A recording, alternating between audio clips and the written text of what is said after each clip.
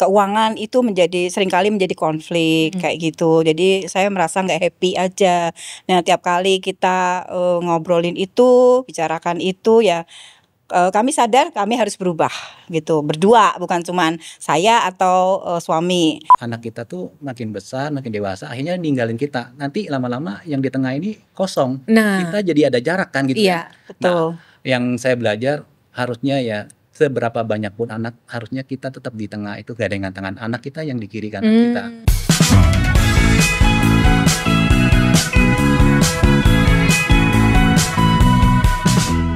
Selamat datang di Sit In Podcast. Di episode kali ini akan dipandu oleh saya Kristi Liman. Dan kali ini kita akan menghadirkan satu topik yang sangat luar biasa, yaitu rahasia pernikahan 25 tahun tetap harmonis dan romantis. Dan kami telah menghadirkan satu couple yang telah membuktikan kehidupan pernikahan mereka meskipun sudah 25 tahun pernikahan perak itu tetap mesra. Nah, kita sambut Bro Mulyadi dan Sis Elina. Welcome to Sit In Podcast. Thank you. Seneng ya hari ini kita bisa belajar dari kalian berdua ya. Nah, kita masuk ke perkenalan diri ya. Boleh perkenalkan diri secara singkat, Bro Mulyadi, Sis Elina, berapa tadi 25 tahun menikah sudah ya? Punya anak berapa dan keluarganya bagaimana? Saya merasa pertama terhormat sekali ya bisa di-hostin oleh Sis Christine. Dana buat saya. Saya Mulyadi, ini istri saya Elina. Kami sudah 25 tahun menikah. Saya sendiri udah menjadi Kristen tuh 32 tahun. Wow. Sejak saya masih di kampus. Oke, dari kampus ya perjalanannya ya sebagai seorang Kristen ya. Kalau Sis Elina? Saya 28 tahun di gereja ini. Oke. Dan kami dikaruniai anak Kevin umur 24 tahun dan Mesha 22 tahun. Kevin udah kerja. Mesha baru lulus kuliah. Wah, sudah beres ya. Sekarang lega. Sudah anak sudah mandiri semua, jadi tinggal berdua, makanya lengket terus ya. Iya. Gitu ya. Ada lemnya. Kayak lem udah kayak lem ya.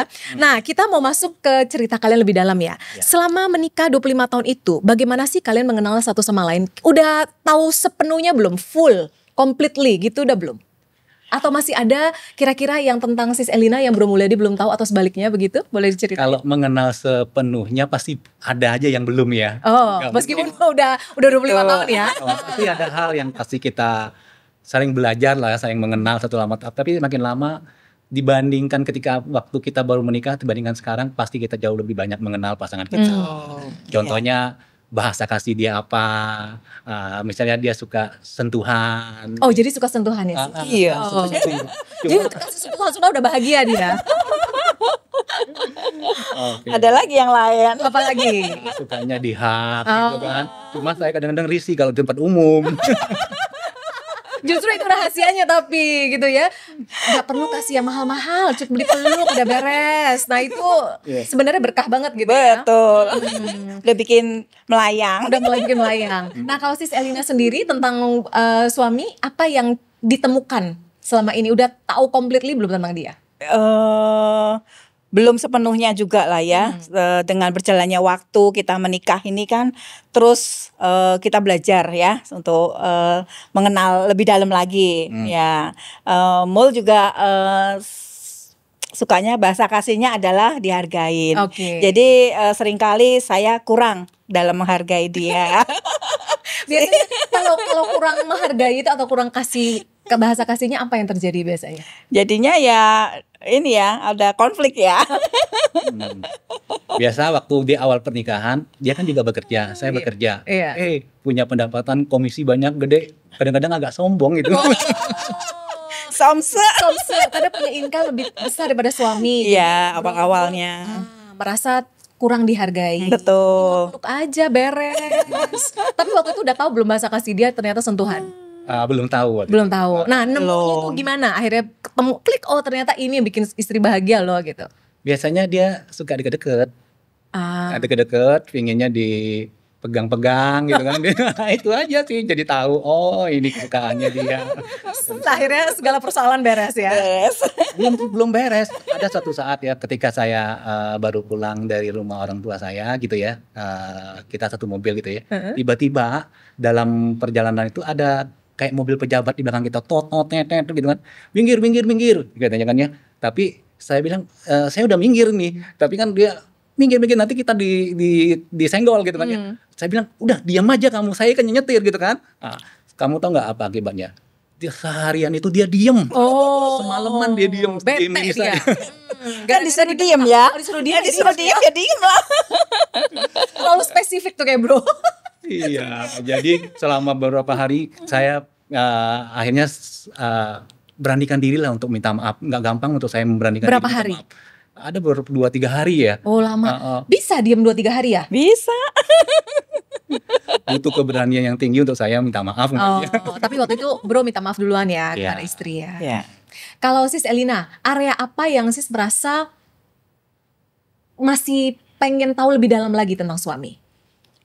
Seringkali kita itu apa ya, dalam hal keuangan contohnya. Nah, aku merasa dari keluarganya kan mungkin dia dari kecilnya dengan keluarga yang banyak ya, 11 saudara, terus pernah ikut omnya kerja begitu, membuat dia apa ya, terlalu ketat dalam hal keuangan Pelit misalnya. Ya kalau Bisa dibilang dibilang? pelit begitu. Jadi seringkali kalau saya udah kesel gitu, ya udah nggak usah nikah gitu, sendiri aja bujangan, jadi gajinya kan buat sendiri gitu. Aku juga punya income sendiri gitu. Seringkali apalagi punya income seperti sendiri itu, ya. iya, seringkali seperti itu. Tapi itu akhirnya menjadi pemicu konflik yang terbesar nggak di keluarga? Di hubungan rumah tangga? Awal-awal pernikahan iya, karena seringkali saya meremehkan dia, nggak submit, terus ya gitulah, pendapatanku mungkin lebih gede gitu. Jadi aku merasa ya udah kalau memang begitu aku pakai uangku semaunya gitu. Tapi gajimu ya gajiku ya buat gajiku. sendiri gitu. Sampai sekarang masih nggak itu? Enggak, Udah nggak lagi itu dulu ya? udah bertobat. Untung ya bro. Gimana perasaanmu saat itu ketika mendengar Sis Elina seperti itu? Ya kalau kita kan menikah ini kan pasti dua orang yang berbeda dari dua Iya. budaya yang berbeda Iya. ya. Dulu mungkin saya suka karena Ketat. ketat keuangan atau suka menabung, suka nyimpen lah gitu ya. Kalau dia ada uang pokoknya belanja Spending aja, aja. apa aja spending aja. Sehingga barang di rumah saya tuh makin lama makin menumpuk, makin banyak. Padahal cuma dibeli sama kayak baju lah gitu ya. Cuma ditaruh doang. Pakainya belum tentu dipakai. Wanita pada umumnya. Lapar mata dengan diskon. Sale gitu ya. Jadi itu menjadi pemicu konflik terbesar? Sering sekali. Oke. Jadi, Seringkali. nah, dan dia suka ini ya, suka memberi gitu ya. Saya merasa dia dalam sehari-harinya itu kayaknya nggak ada nyimpan uang lah, pokoknya kalau kurang minta aja. Karena dia kalau asal kurang uang baru minta gitu kan. Saya bilang ya itu kamu nggak belajar untuk megang uang itu, pikir sampai 1 bulan, jangan ada uang langsung dihabisin gitu loh. Karena dia pikir bulan depan ke-refill lagi. Iya kan? Betul. Nah terus gimana cara ngatasi konflik itu? Di area money management itu? Nah, bersyukurnya diberkati Tuhan juga ya. Akhirnya saya dapat pekerjaan baru yang dapat income yang jauh lebih besar juga gitu, sehingga saya ya bisalah memenuhi kebutuhannya untuk kita bisa menikmati lah lebih banyak gitu pendapatan yang lebih ya. Karena saya berpikir kan, saya nabung itu untuk pendidikan anak, sekolah atau asuransi anak. Saya udah mikirin jangka panjang untuk dia kuliah, untuk dia pendidikan. Kalau dia kan ada uang ya spending aja gitu, nggak mikirin seperti itu yang membuat kita jadi ribut kadang-kadang. Nah prosesnya bagaimana bro bisa sampai kepada tahap tersebut gitu, sampai dapat pekerjaan yang lebih bagus, melebihi income-nya istri, akhirnya merubah situasi. Nah maksud saya dapat pekerjaan yang lebih bagus dulu, atau ada proses apa yang kalian lalui sampai akhirnya menuju pada pencapaian itu? Apa kalian berubah dulu akhirnya diberkati Tuhan dapat pekerjaan lebih bagus itu, atau bagaimana? Awalnya kami sih sadar ya bahwa hal keuangan itu seringkali menjadi konflik kayak gitu. Jadi saya merasa nggak happy aja. Nah tiap kali kita ngobrolin itu, bicarakan itu ya, kami sadar kami harus berubah gitu, berdua, bukan cuman saya atau suami. Terus kami juga kan dibimbing, kami dinasehati, harus ada pos-posnya tuh. Jangan merasa maksudnya kalau ada uang terus dihabisin kayak gitu. Ya saya belajar juga. Jadi kita bagi misalnya kebutuhan yang setiap bulan harus dikeluarin, ya memang tanggung jawab suami. Ya saya dalam sisi mungkin untuk tambahan ataupun juga untuk belajar menabung juga, seperti itu. Jadi kalian jalani prosesnya dulu. Prosesnya Tuhan dulu, berkati, betul. kasih pekerjaan lebih bagus, dan Betul. akhirnya Tapi di luar itu ya, kan biasanya kalau dia nggak dikasih uang marah kan gitu ya. Nah, saya ingatnya kayak ginilah yang saya belajar, kayak main anak-anak kecil itu kan ada jungkit-jungkit ya, satu ke atas satu ke bawah. Orang akan ribut masalah kalau dua-duanya sama-sama emosi di atas kan. Nah, saya belajar kalau dia emosi saya diam aja. Kalau dia lagi udah lagi tenang baru saya ngomongin gitu loh. Karena saya nggak masuk ketika dia lagi emosi. Kalau kita lagi emosi dua-duanya nggak akan selesai masalahnya. Jadi kita bukan fokus perbedaannya, pendapat kita ya, berbeda pendapat atau masalahnya, tapi kita fokus ke solusinya lah. Saya harus lebih tenang, harus tahu waktunya kapan harus mengkomunikasikan atau bicara. Nah, sebelum sampai ke tahap itu ya bro, pasti ada proses ya. Nah 10 tahun yang lalu, ini kan udah 25 tahun nih menikah ya. 10 tahun yang lalu pada saat konflik dibandingin sekarang, beda nggak kalian? Pasti beda. Gimana? Pasti beda. Yang dulu gimana dulu? Mungkin dari sisi istri. Coba istri ceritain. Dulu saya lebih dominan, lebih keras kepala. Jadi seringkali saya kurang submit sama suami. Nah, itu saya belajar juga karena sebelum pernikahan pun kan sebenarnya kita juga udah diajarin ya untuk di firman Tuhan ada untuk saya istri tunduklah pada suami. Tapi saya merasa kok suamiku lambat-lambat gitu loh, nggak cepet gitu. Saya udah lari, dia masih jalan lambat gitu. Kayaknya nggak sabar. Nah, saya belajar juga di situ untuk lebih sabar, lebih bisa kontrol emosi. Kalau mau marah ya udah gigit bibir dulu gitu. Jangan sampai keceplosan dulu gitu ya. Gitu. Nah, itu proses ya, nggak gampang gitu. Kalau dulu pokoknya ya BTL ya. Batak tema langsung. Pokoknya puas gitu loh, udah keluarin semua puas gitu. EGP lah kamu gitu. Tapi dari berjalannya waktu makin dewasa ya belajar ya untuk lebih sabar, lebih untuk ikutin firman Tuhan tentunya, untuk tunduk sama suami, seperti itu. Nah, Bro Mulyadi sendiri dari sikap dua perbedaan respon terhadap konflik itu, seorang suami ngerasanya gimana sih? Karena aku pun tipenya begitu. Kita setipe kayaknya sis.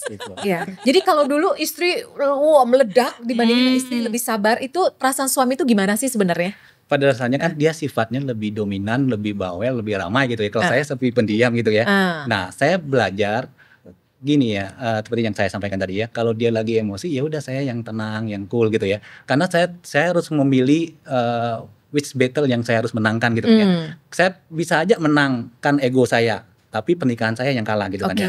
Tapi saya bisa aja kalau laki-laki itu egois tuh dari sananya lah ya. Kayak egonya tinggi. Kayak bawaan orok aja gitu dari sana itu maunya mau menang terus gitu ya. Tapi saya tahu ya yang saya harus kalahkan adalah ego saya untuk lebih tenang supaya pernikahan saya yang menang. Itu sih prinsipnya saya. Jadi ketika seorang istri mengatasi emosionalnya itu dengan lebih tenang kayak tadi itu kan terjadi perubahan. Suami ngerasanya lebih gimana rasanya dibandingin dia meledak-ledak? Lebih happy nggak? Pasti lebih happy lah ya. Lebih happy ya. Jadi kalau dia marah pun rasanya pengen cepet baikan gitu ya? Iya, cepat baikan. Karena waktu awal kita baru menikah pasti reaktif ya, cepat emosi. Tapi semakin 10 tahun kita udah menikah sudah makin tenang. Apalagi sekarang udah 25 tahunnya lebih bijak lah. Lebih bijak aja sih dalam menyikapi perbedaan. Ini kan udah 25 tahun ya. Pengen tanya dong, pernah gak sih ngerasa jenuh gitu sama pasangan? Kan udah 1/4 abad ya. Jenuh gak? Ya dari siapa dulu yang mau jawab? Ini kayaknya agak aku ya. Istri dulu, oke. Kejenuhan itu pasti ada, ya kayaknya monoton begitu.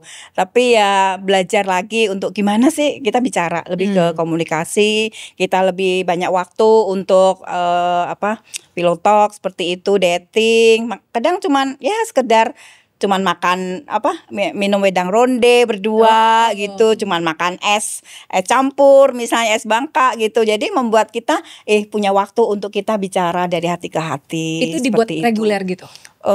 Spontan aja sih, nggak selalu, karena ya anak-anak kan udah nggak ada ya, maksudnya mereka punya acara masing-masing kayak gitu. Jadi lebih sering kan kita berdua gitu. Kadang saya punya keinginan gitu kan, yuk kita makan es yuk gitu. Berarti kalau udah Seperti diajak itu. makan es itu tanda sudah jenuh. Lagi jenuh nih. lagi jenuh. Itu tanda-tandanya kalau dia udah sibuk masing-masing, kayaknya main HP masing-masing, itu udah tanda-tanda itu. jenuh. Itu tanda-tanda ya. Pengen sendiri-sendiri gitu ya. Oke. Tapi saya belajar ya, menikah itu memang waktu kita baru menikah kan kita gandengan tangan ya, berdua gitu ya, kayak kita itu gitu ya. Iya. Tapi setelah kita punya anak kan yang diisi kan Anak Iya. yang digandeng. Perhatian lebih fokusnya dia ke anak. fokusnya ke anak. Makin lama anaknya 2 makin jauh nih kita. Anaknya di tengah kan gitu kan.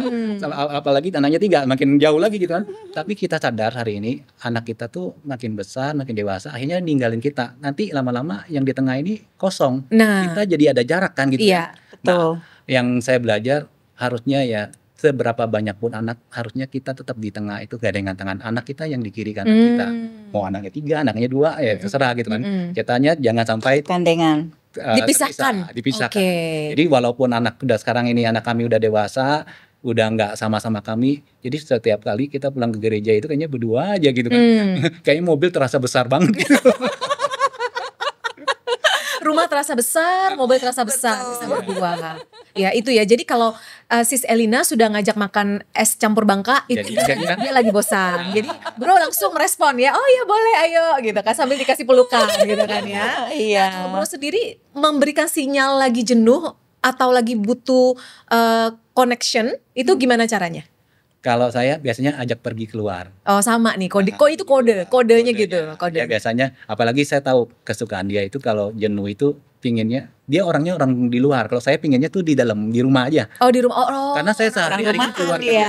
Kalau dia sukanya keluar gitu ya. Oke. Nah tapi kalau dia udah jenuh ya udah kita pergi keluar. Biasanya kita pergi yang deket-deket lah ke Sentul, Bogor Cafe atau Oke. ke Bogor. atau Pacaran kita lagi. nginep, Iya. Itu butuh ya? Butuh. Pacaran Butuh. lagi, love Butuh connection banget. itu ya. Iya. Kenapa butuh? Ya untuk membangun hubungan kita berdua ya, dan di saat itu kan cuma berdua. Jadi otomatis ya kita punya ganjelan apa ngomong. Oh pasti ngomong. Saya berusaha untuk ngomong. Hani kemarin gini udah saya cerita gitu. Atau inget nggak kemarin begini ya. Kadang ada masa-masa sih seperti itu, tapi butuh, saya merasa. Karena saya biasa di luar. Biasa di luar, dia bisa di dalam. Jadi intinya kalau keluar makan wedang ronde, es campur bangka itu bukan cuma diem-dieman ya? Itu Enggak. kalian ngobrol? Bisa Ngobrol. Oke. Biasanya kalau kita baru menikah kan apa ya, lover atau kekasih itu kan karena memang dalam 1 tahun 2 tahun tuh memang kasmaran tuh gampang ya buat kita kasmaran ya. Iya. Tapi 2 makin tahun, lama 3 tahun lah gitu. 3 tahun gitu, setelah itu kita makin lama kayaknya menikah itu, dan apalagi kalau kita fokusnya ke perbedaan kita, maka makin jauh lah kita. Percikannya itu juga Percikannya udah mulai nggak ada redup. lagi. Iya. Makin lama makin redup.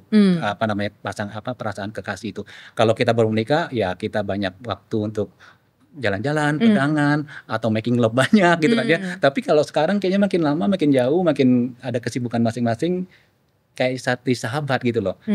Jadi makin itu tanda-tandanya ya kita udah mulai merasa jenuh. Jenuh ya. Dan kalian berusaha membangun love connection tersebut ya. Betul. Dengan cara tadi keluar, ceritain perasaan kalian ke satu sama lain. Iya. Itu cara kalian jaga percikannya itu tetap membara. Iya.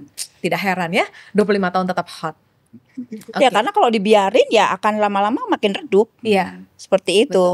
Secara nggak disadarin lah, Iya. pasti akan terjadi itu. Jadi intinya pergi dating pacaran lagi kan? Gitu. Iya, Gitu, kayak dulu kadang ya. kita ngajak couple-couple lain juga. Oh. Nah, seperti ramai, iya. Tapi aku bisa bahas apa kalau couple date itu? Emang bisa yang berdua itu dalam kah?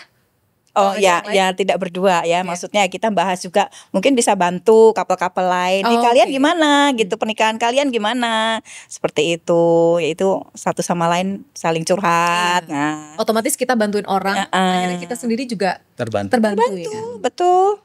Jadi ada hal yang kita kemarin ini ya, begini ya. Nah, Sebenarnya dengan kita membantu orang lain itu sebenarnya kita membantu pernikahan kita sendiri tanpa kita sadari, karena itu akan membantu kita Jadi kita ngajar nggak mungkin kita nggak lakukan kan. Kita ngasih nasihat nggak mungkin kita nasihatnya kita biarkan gitu loh. Itu sih yang saya belajar juga. Jadi sebenarnya balik ke kita juga, keuntungan benefitnya buat kita sendiri sih itu. Oke. Dengan bantu orang lain. Iya. Itulah kenapa dengan kalian bantu orang lain itu secara tidak langsung membantu kalian juga. Karena Betul. setiap nasihat yang kita kasih ke mereka itu juga balik ke kita ya. Betul. Nah, Iya. ada orang bilang ya, pernikahan itu semakin lama itu semakin jadi kayak sahabat. Nah, menurut kalian gimana? Kalau menurut saya nih Iya. ya, memang orang lama-lama kalau hanya jadi sahabat, ya nggak ada komitmen ya. Kalau menurut saya ya, kita jangan berhenti di sahabat, tapi kita harus teruskan seperti lifetime partnership. Partner, oke, lifetime partner. Kan dengan kita ini mitra kita seumur hidup kita loh. Dengan kita merasa ini mitra kita akan lebih coba mengenal dia lebih dalam, memahami keinginannya. Jadi kita akan berbuat lebih untuk membangun pernikahan kita lebih sehat. Karena pernikahan itu bukan hanya ditemukan, menurut saya harus dibangun sih ya. Pernikahan Betul, itu setuju. bukan ditemukan tapi harus dibangun. Iya. Dan Bro Mulyadi tidak setuju kalau pernikahan itu harus jadi kayak sahabat karena sahabat nggak ada komitmen. Iya. Ya. Betul. Bro Mulyadi lebih suka pakai kata lifetime Lifetime partner partner. karena terhadap lifetime partner itu kita ada effort ya untuk jaga, Kita memahami, kita pahami, ada effort dari kita. Seperti Betul. itu ya. karena itu kita bisa setia sampai 25 tahun sahabat. Setia sampai 25 tahun, lifetime partner. Nah, kalau dari Sis Elina gimana? Iya. Setuju nggak? Dia lebih suka lifetime partner, bukan sahabat. Bukan hanya sahabat. Iya, saya setuju. Karena kalau ya saya juga punya sahabat-sahabat ya. Tapi kan sebatas kita curhat, kita pergi bareng seperti itu. Tapi kalau kasmarannya kan Nggak nggak ada gitu loh. Kan sesama jenis gitu loh soalnya ya kan. Tapi kalau dengan pasangan kan memang Tuhan tuh adil banget ya. Iya. Ciptain kita berbeda, disatukan gitu loh, dari yang latar belakang berbeda, background berbeda kayak gitu kan. Tapi punya kepala dua berbeda gitu apa yang dipikirkan. Tapi kalau hari ini ya saya merasa misalnya suamiku lagi nyari Ani ada ini enggak, belum sampai ngomong barangnya apa, saya udah bisa membaca gitu loh. Telepati. Udah bisa baca pikirannya. Apa kacamata ya kalau gitu. Ya itu luar biasa banget gitu loh, maksudnya saya bisa ngerti isi hati dia kayak gitu, apa yang dia pikirkan, apa yang dia butuhkan gitu. Paham banget intinya gitu ya. Ya pernikahan itu kalau menurut saya ya, kan no turning back ya.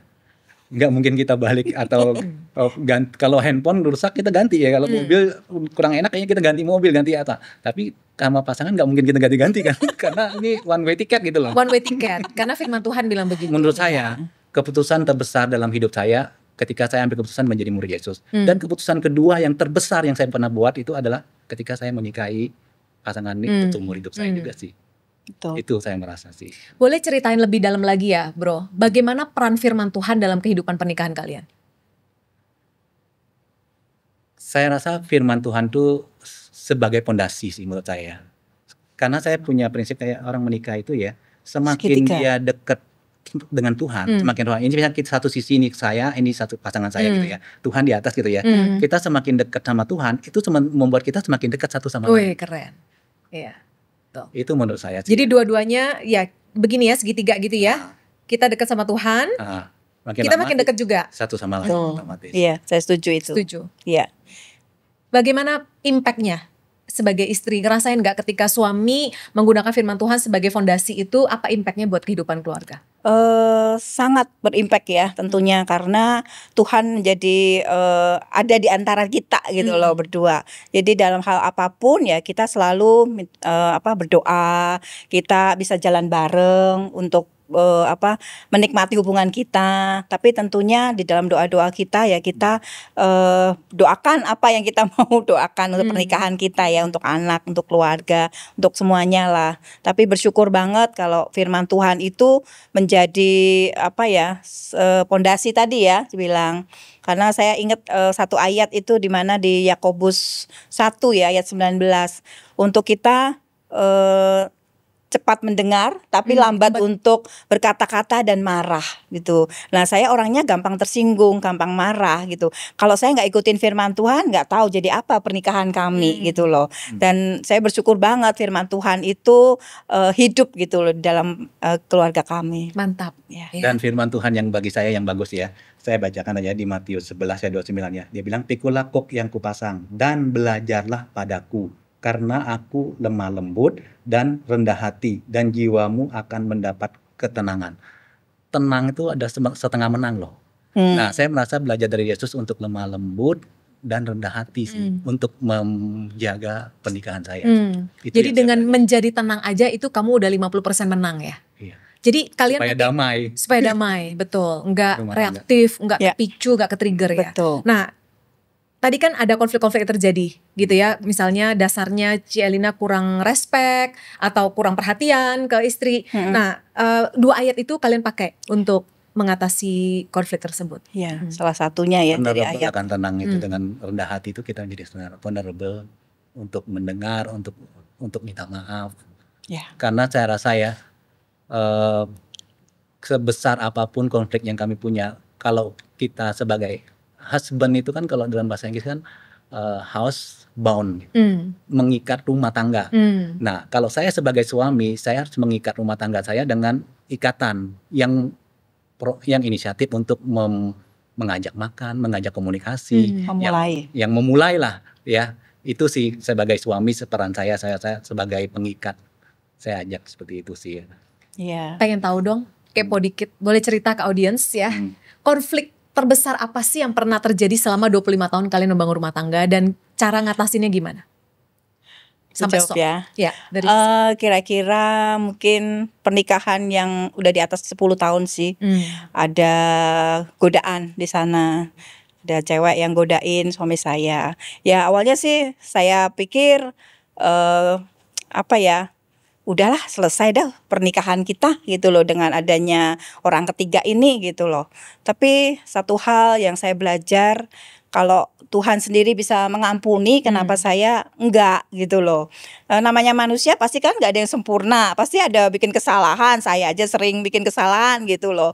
Nah di situ kita bicara, karena awalnya saya itu takut menikah gitu loh, karena banyak trauma-trauma lah ya. Jadi saya berharap dengan pernikahan saya dengan Mul ya akan baik-baik saja gitu. Ternyata kok ada godaan seperti ini gitu. Jadi saya pikir aduh selesai sudah ini pernikahanku gitu kan. Tapi ya bersyukurnya Tuhan bantu kami untuk kami bisa bicara. Kami juga dibantu oleh pembimbing untuk kami selesaiin masalah kita gitu. Seperti itu. Ya nggak gampang sih, memaafkan bisa, tapi melupakan kan nggak bisa ya gitu loh. berapa lama akhirnya bisa resolve?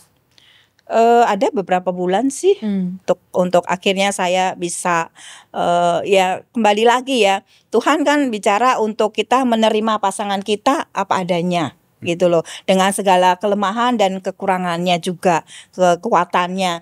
Kekuatan dia itu kelemahan saya. Begitu juga saya punya kekuatan mungkin kelemahan bagi dia gitu. Karena kan dianya orangnya cool kayak gitu.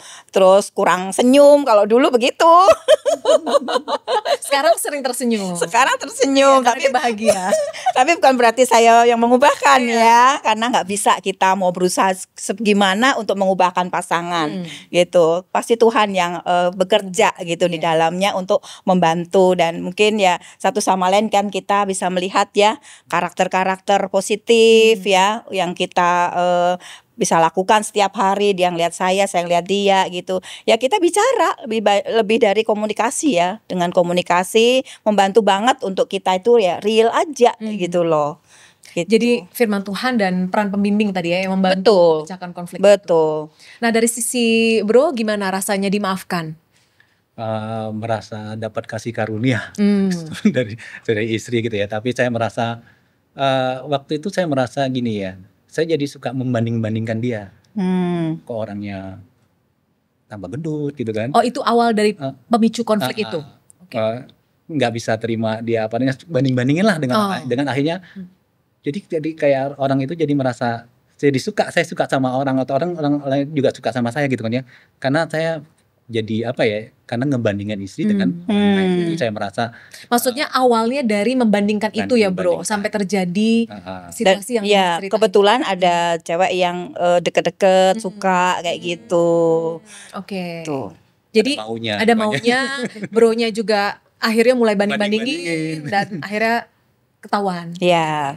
Dan bersyukurnya ya dia cerita gitu. Open ya. Saya udah feeling dan dia berani untuk terbuka Apa cerita yang bikin adanya. berani cerita?